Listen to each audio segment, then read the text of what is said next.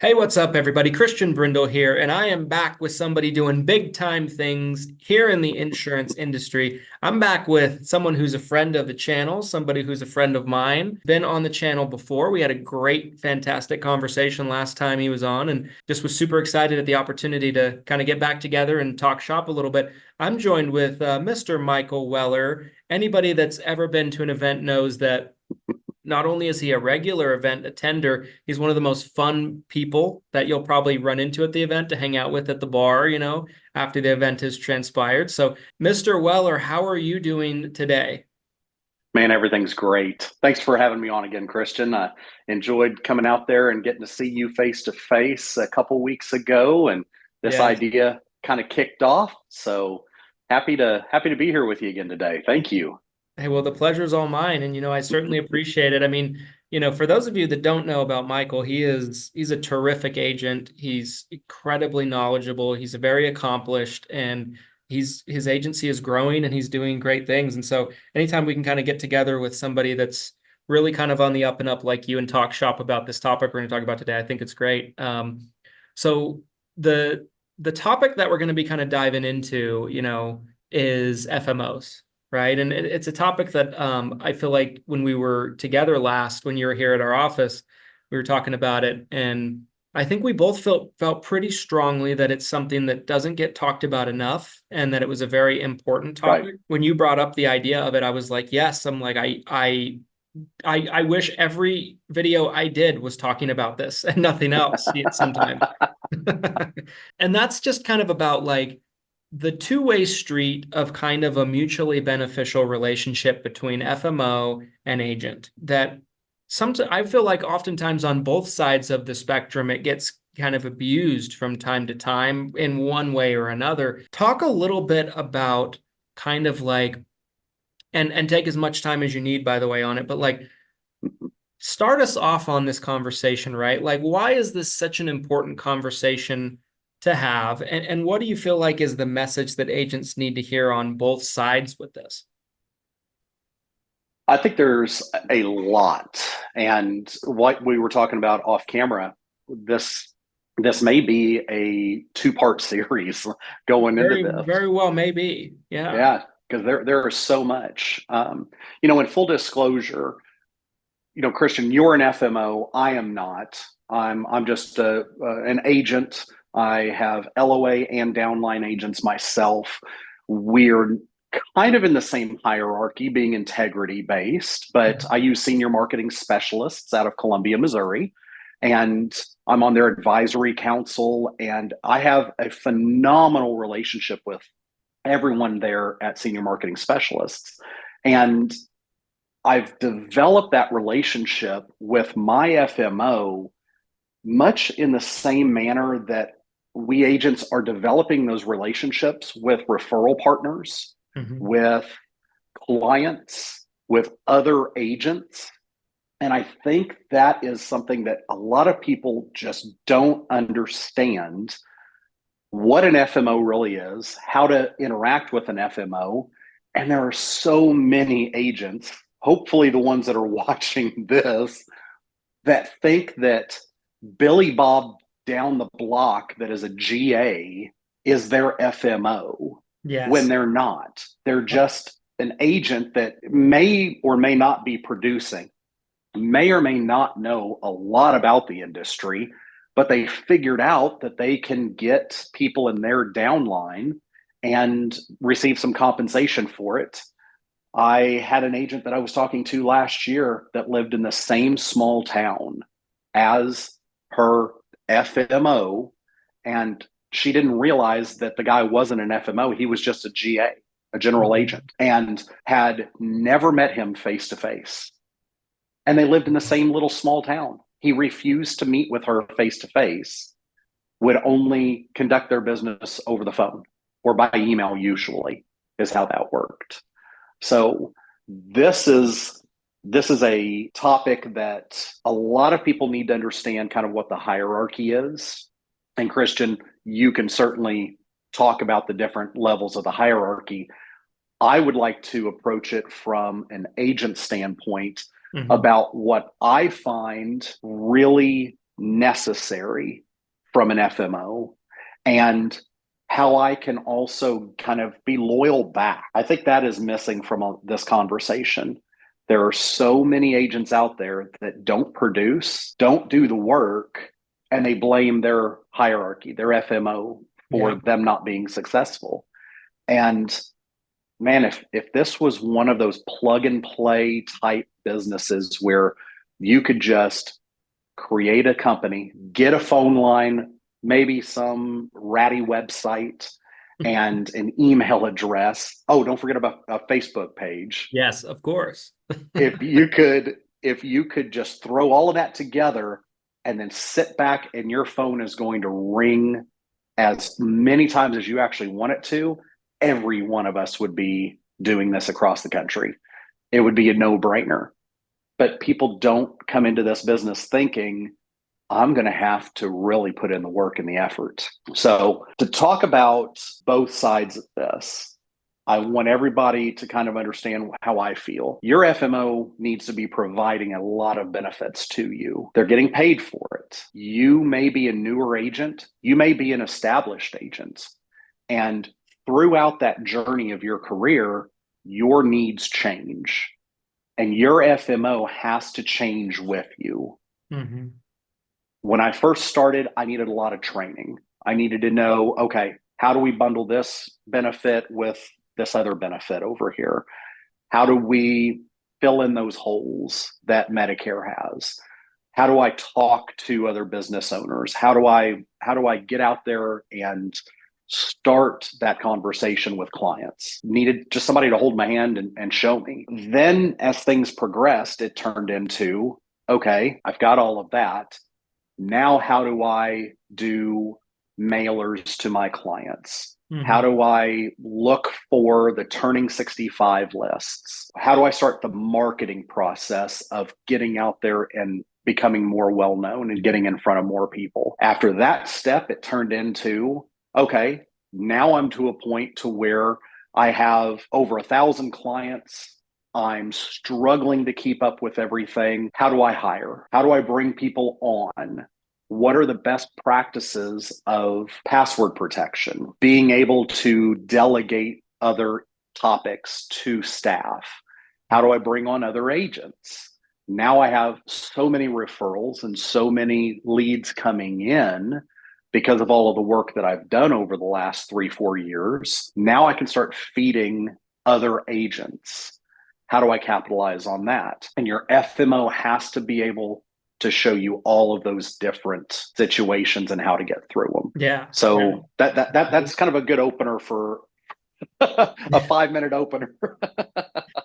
Yeah, I think what to kind of discuss. I think it's such an interesting kind of, thing for people that are watching this to think about, right? Like, so, what I feel like you did such a great job articulating there was laying out how the needs of an agent will evolve and change as their business evolves and changes.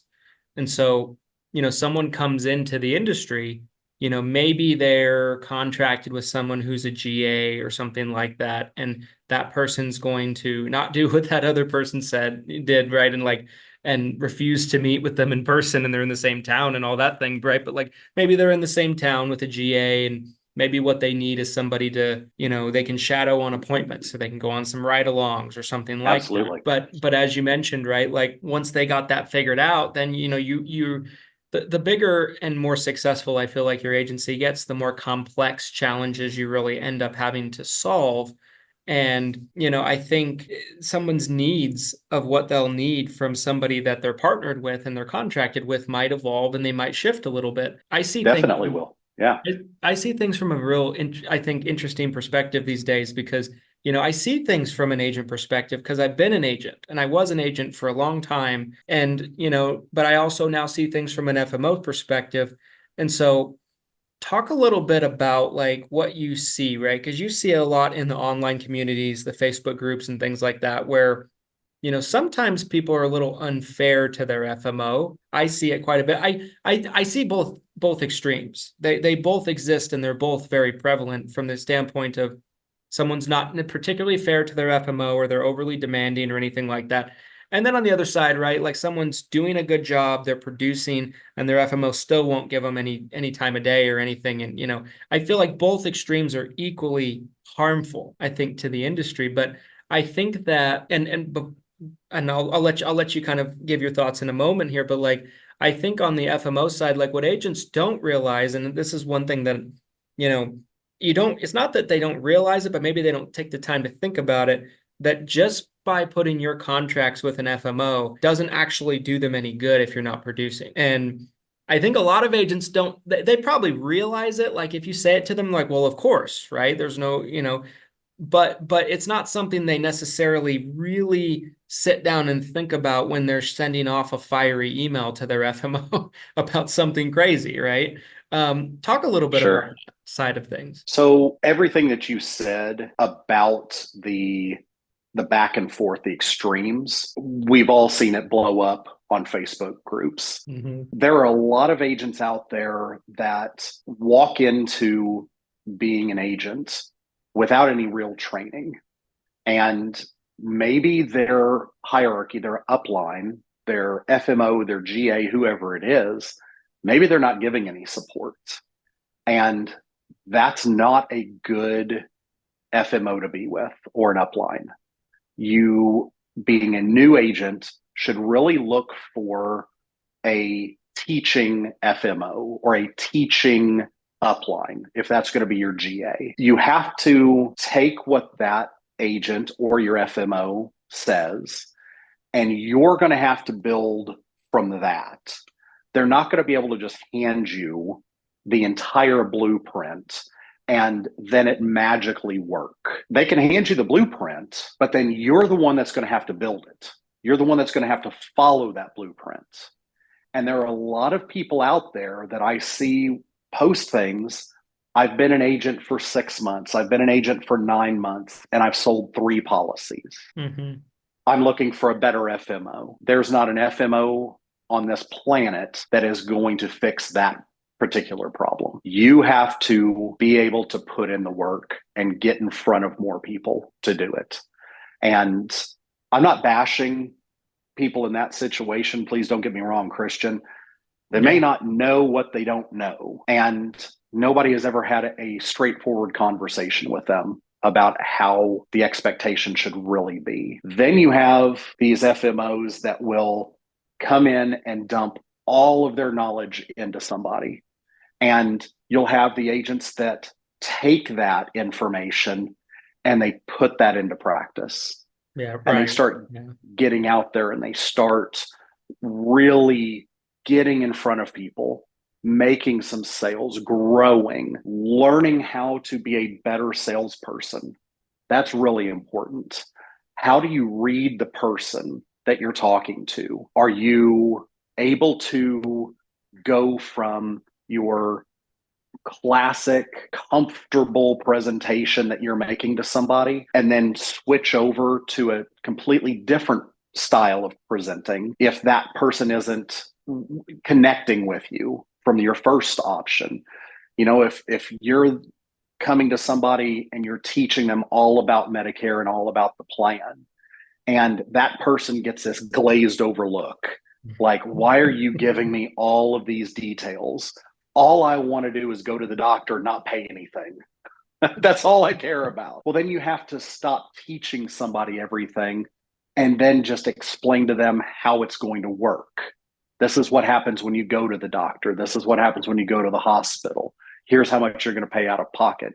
You don't have to teach them everything.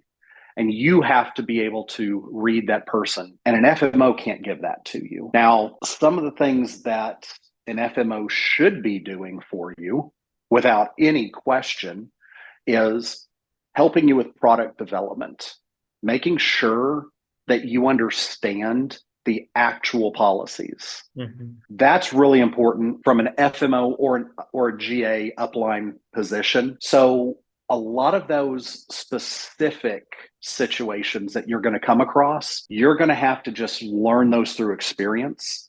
And you're going to not always be able to go directly to your FMO for questions. Hey, this hospital is in a network with this insurance company. What should I do? That's not an FMO question. That's something that you either need to figure out, go to other carriers' websites and figure out where that hospital does participate, call that hospital directly and figure it out.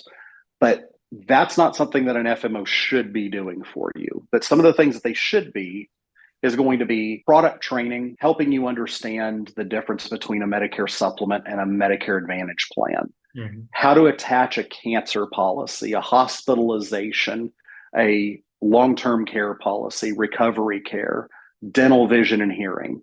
What are the benefits of providing those to your clients? Those are all things that an FMO should be helping you with. They should also be helping you with contracting.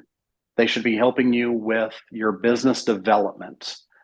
By that, I mean, how do you get out in front of other people? How do you talk with other agents? How do you approach business owners? How do you approach clients, retirement centers, anywhere that you can meet people on Medicare, food banks, pharmacies, doctors' offices? What are the best practices? What have worked for other agents to be able to help you get into those situations? That's something that an FMO should be doing.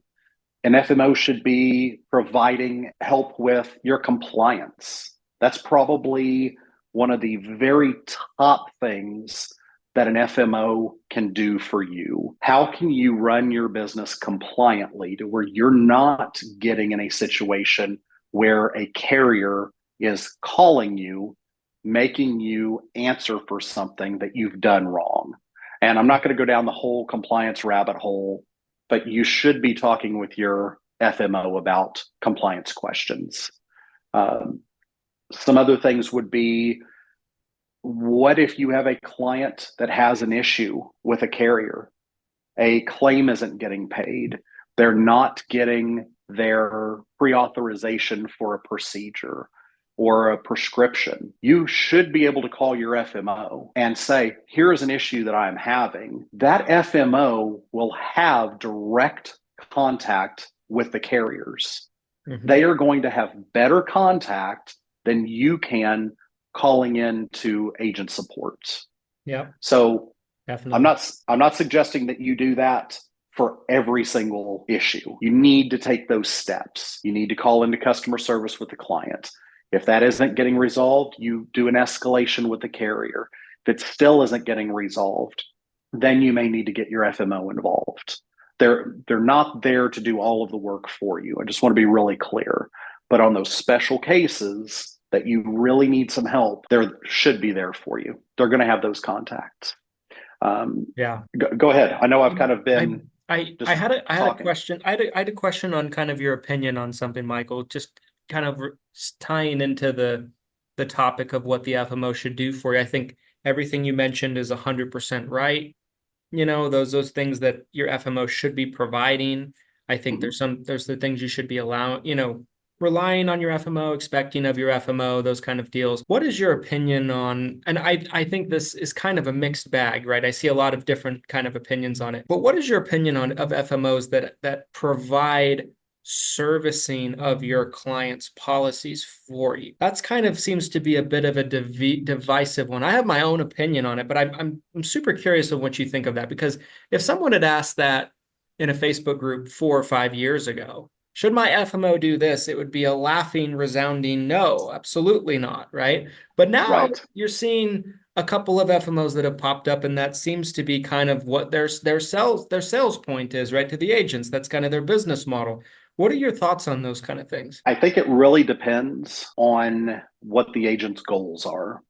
And by that, I mean, do you want to be an agent that has 500 or 1,000 clients? You're doing all the work yourself, and you're going to get to a level where your income is comfortable. Maybe it's more money than you ever expected to have in this business, but you have absolutely no desire to have staff of your own, to be a true business owner. Because if it's just you and you're 100% doing all of the work in your business, you're not really an agency owner. You're an agent. Yep. And that's something that a lot of people if that rubbed you the wrong way, take a step back and think about why that rubbed you the wrong way, because that wasn't an insult.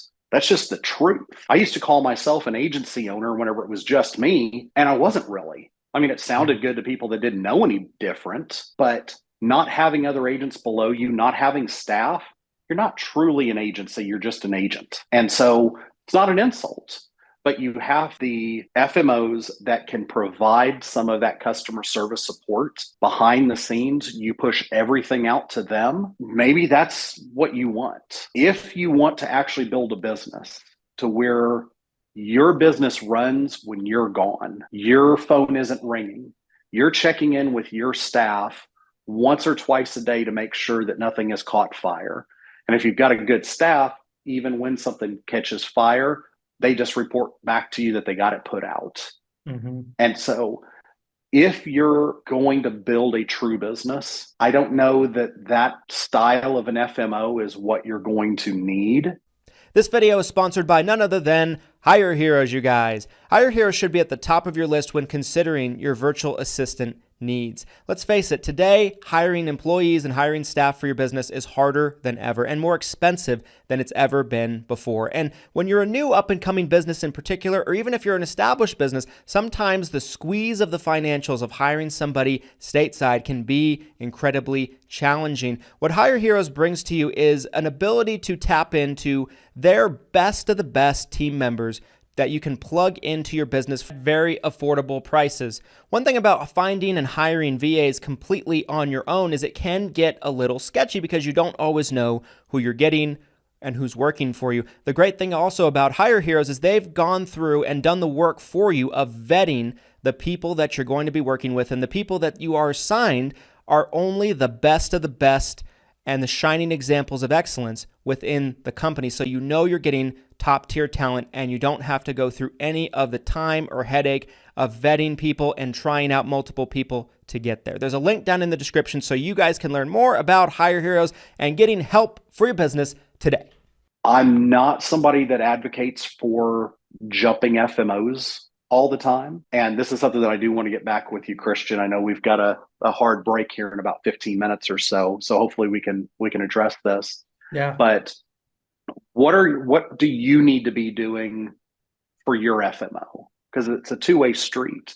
Yes. But to answer your question directly, I think it really depends on what an agent wants. Do they want to be a sole agent, no staff? They don't want to deal with anything other than getting out there and selling and then having their FMO do all of the customer service work. Number one, I don't know that really plays if you're local, where people don't have somebody in their backyard that they can call. It's not how I personally would want to do it, but I can definitely see the draw of it. If somebody wants to build out a business to be a pillar of the community and be the authority of Medicare in their own community, I don't know that I would outsource customer service, but I can see where it can work for some people. Yeah, I agree with you. 2-3 years ago, I would have said there's no way in the world that I would ever recommend that for somebody. Now, depending on what an agent wants to do, I think that it could work. Yeah. I think it's just not for me. I think that's a great answer, and I think it ultimately is going to come 100% down to what that agent's goals are. I think if they want to grow into an agency, as you mentioned, I think they can never do it because they're 100% in my mind. I think it kind of, you could tie it in too when someone gets a CRM from their FMO, right? Like I don't want to be relying so heavily on my FMO to where I need them necessarily to do my business. That's where I think things get kind of scary for me. That's a great point. Yes. Because I feel like as an agent and an agency owner, even more so, I think if you are relying on your FMO and without them, you can't function, right? I mean, your FMO should certainly help you. They should make your life easier, everything that we've talked about today. But I feel like if they stopped, like, for example, if they stopped answering those customer service phone calls, your business would go like this. Or if they stopped providing the CRM overnight and locked you out, right? Your all your data is stuck. Those are the things I see the appeal of them. I can see the allure to them. I think for some it might work, but I think if your goal is to become an agency owner and build a real business, as you mentioned, I don't think those are the things that people should be chasing. But I think for some it could be helpful. Right. And Christian, not that all FMOs do this, but you just gave me a really good thought. For those FMOs that are providing all of that back office support, do you have a true independent contract with the carriers, or are you on an LOA basis, a license only agent? And that FMO may be taking a little bit of override from street level commissions for you. You may not be able to take all of your book of business if you decide to leave that FMO.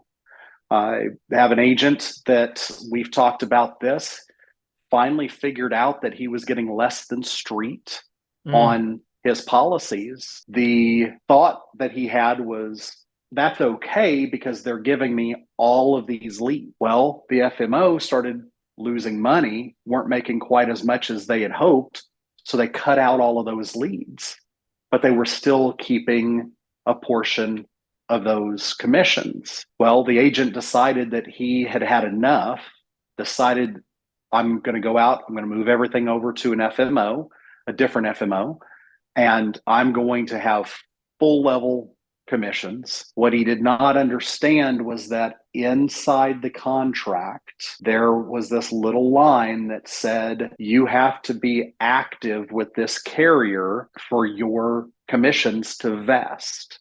Well, he read that and he goes, okay, I'm just going to continue to be active with the carrier. I'm going to go through my certs. I'm going to get everything under this new FMO. And 3 pages later, somewhere in the definitions, the FMO's definition of being active with that carrier was that you had an active contract through that FMO.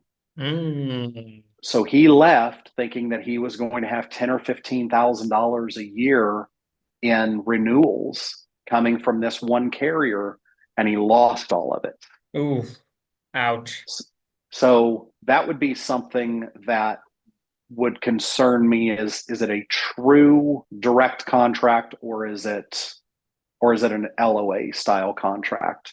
Yeah. Because there are some FMOs out there that will tell you one thing, but you're still signing an LOA and you just don't know it. Yeah, 100%. 100%. I've seen it a bunch of times myself, and that is so true. That happens amazingly still more than a lot of people watching this might think. Let's circle back, Michael, to that conversation about what do you really need to do as an agent to be a valuable partner for your FMO? Because I feel like that is such an important thing. I remember, I can't remember how long ago it was. It might have been 2 years ago. I posted something about this kind of topic in the Facebook group, and it's kind of ranting, as I've been known to do when a blue moon from time to time. But essentially I was just saying, the exact same sentiment of like, if you are high maintenance, if you're demanding as an agent and you don't produce at all, you're a liability to your FMO, and you're not fulfilling your end of the bargain in the business partnership. And right. I got so much pushback. I remember someone being like, someone commenting, they're like, you sound very bitter. I'm like, no, I'm not bitter. Just, I'm just stating a fact that's an industry truth that really just doesn't get talked about enough. But kind of dive into that a little bit, right? Like, what do you feel like an agent really needs to do to be a valuable partner for your FMO? Because I totally agree with your stance on this. Like, I feel like if you want your FMO to provide some kind of support or service for you, I think the best way to get the best support and to get, everything you might be looking for out of your FMO is to show them how valuable you are as an agent. Absolutely. Yeah. I think agents need to be real with themselves. If you're producing 20, 30, 40, maybe even honestly 50 apps a year, you're not really bringing a whole lot of value to your FMO. Mm-hmm. That's just the truth of it. The apps that you're writing don't really help your FMO in any way. There's a tiny little amount of money that's going back to them. Yes, absolutely. But that's not enough for them to hold your hand constantly. If you're a high maintenance agent, now there are a lot of agents out there that hardly ever contact their FMO. They're writing 25, 30, 40 apps a year. It's their little side hustle, whatever. Your FMO is not going to be upset with you about that. Definitely, they would like more production out of you because it benefits them, it benefits you. But there's a lot of overhead costs that an FMO has whenever they're providing all of these extra benefits to you. And a lot of times agents don't think about that cost. If you're calling in to your FMO and you are just wearing them out on every little piece of information that's out there, that is taking that employee's time away from helping other agents. Yep. So there is a cost that FMO has whenever you're calling in and you're just taking information. And if you're taking all of that information and you're writing 50 apps a year, why aren't you implementing any of that information? Yep. Why you can't blame your FMO for you not producing more. If your FMO is taking all of this time and giving it to you and you're not doing anything with it, you can't expect your FMO to keep giving you all of those resources. So to be a good agent, in my opinion, you do need to take that blueprint that I was talking about earlier and start building the business. That's really important. Your FMO is providing a lot of information to you, a lot of resources, a lot of time, with the expectation that a year down the road, you're going to be producing a lot of business. Mm-hmm. And then the topic changes whenever you're calling your FMO. It's, hey, I want to do dinner seminars. Can you help fund those? Can we work out some sort of marketing arrangement? I want to do this big mailer. Hey, I just found out from my local carrier that there's going to be a big disruption this year during AEP. A carrier's leaving the area. I want to send out letters. I want to send out 5,000 letters. That's way too much for me to afford right now. Can you help me out? So the conversation can change there on what it is that you need. But I think you should be in contact with your FMO regularly. I think you should start building those relationships inside your FMO. If you can build those relationships and you can provide some feedback back to the FMO, hey, I'm out here. This is kind of what I'm hearing on the street. Is this what you guys are hearing? Where do we see this industry going in the next few years?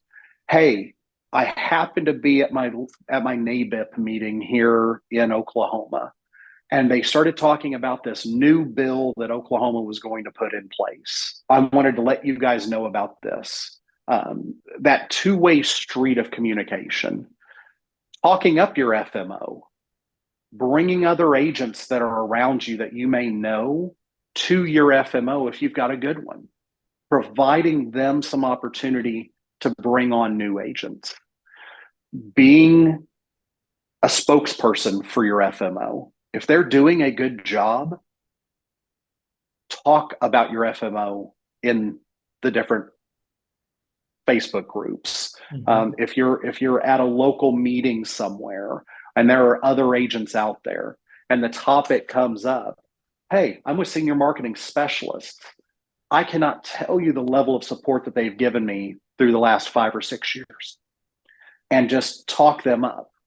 That's something that I think a lot of agents take for granted, is the FMO needs them, but they don't always need the FMO, because there's so many different FMOs out there. I can just pack up and move over to some other FMO.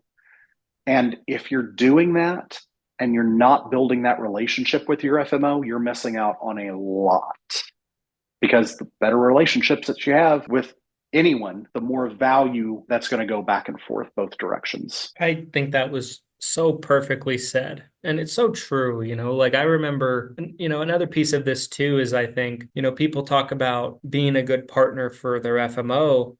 One thing that I see agents commonly do, and I was in this same boat when I came into the business, and I first started to learn after I'd been in a couple of years what an FMO was. I didn't even know, right? As most agents don't when they first start. And talking to my father, and my father was like, "Well, we have two FMOs." I'm like, "What does that mean?" And at the time, we had our contracts split between two FMOs, and one thing I noticed was like, I'm like, "Oh, we don't seem to hear from them much, either one of them," and that ultimately, as I look back on it today, is why, right? Like, it's almost like I think about it like having two girlfriends.